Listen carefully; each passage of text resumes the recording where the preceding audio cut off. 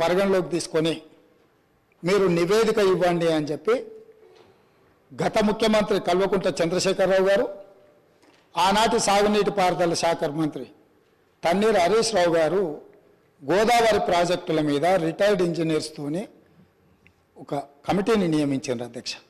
ఆ కమిటీ ఇచ్చిన నివేదికను తమ ద్వారా ఈ సభ రికార్డులోకి మొత్తం తీయదలుచుకున్నాను. ఇందులో కొన్ని అంశాలను మాత్రము నేను చదివి వినిపిస్తాను.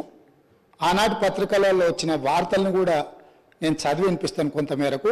ఈ మొత్తం రికార్డును నేను సభలో రికార్డు ప్లే చేయదలుచుకున్నాను. నేను ఈ చదివి వినిపించిన తర్వాత ఈ టోటల్ రికార్డు సభ దీంట్లోకి తీసుకోవాల్సిందిగా తమరి నేను విజ్ఞప్తి చేస్తున్నాను అధ్యక్ష. ఈ report of committee barrages and Godavari and Pranahita Chevella. ఈ కమిటీని ఆనాటి ముఖ్యమంత్రి చంద్రశేఖరరావు గారు నియమించి 14 పేజీల కమిటీ నివేదిక ఇచ్చిండ్రు అధ్యక్ష. ఎవరు అధ్యక్ష ఇందులో ఇంజనీర్లు ముఖ్యమైన వాళ్ళు అంటే B Anantaramulu, B Venkata Ramarao, S Chandramouli, G Damodar Reddy, M Shyamprasad Reddy.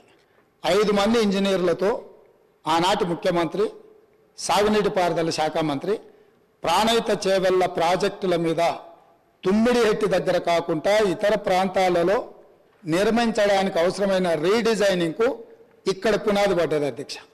ఈ పునాది పడ్డ తర్వాత వీళ్ళు పూర్తి స్థాయిలో మొత్తం గోదావరి జలాలకు సంబంధించిన హిస్టరీని మొత్తం ఇందులో పొందుపరిచింది అధ్యక్ష.